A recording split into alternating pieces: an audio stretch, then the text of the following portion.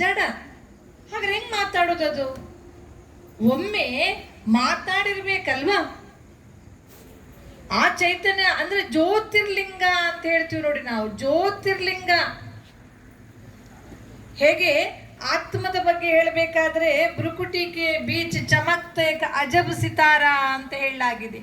ಭ್ರುಕುಟಿ ಮಧ್ಯದಲ್ಲಿ ಒಂದು ಹೊಳೆಯುತ್ತಿರುವಂತಹ ನಕ್ಷತ್ರ ಇದೆ ಅಂತ.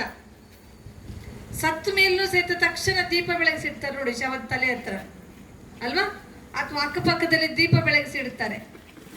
ನಾವು ತಿಲಕ ಇಡಬೇಕಾದ್ರೂ ಸಹಿತ ಹಣೆಯ ಮಧ್ಯದಲ್ಲೇ ಇಡ್ತೀವಿ, ಇಲ್ಲಿ ಇಡಲ್ಲ, ಇಲ್ಲೇ ಹಣೆಯ ಮಧ್ಯದಲ್ಲೇ ತಿಲಕ ಇಟ್ಕೊಳ್ತೀವಿ.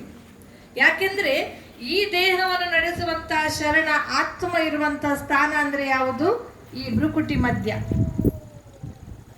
ಹಿಮ್ಮೆದುಳು ಮುಮ್ಮೆದುಳ ಮಧ್ಯಭಾಗದಲ್ಲಿರುವಂತಹ ಸ್ಥಾನ ಆತ್ಮ ಜ್ಯೋತಿ ಇರುವಂತಹ ಸ್ಥಾನ. ಇಲ್ಲೇ ಆತ್ಮ ಜ್ಯೋತಿ ಇದ್ದುಕೊಂಡು ಈ ದೇಹವನ್ನು ನಡೆಸ್ತೀವಿ ಅಲ್ವಾ?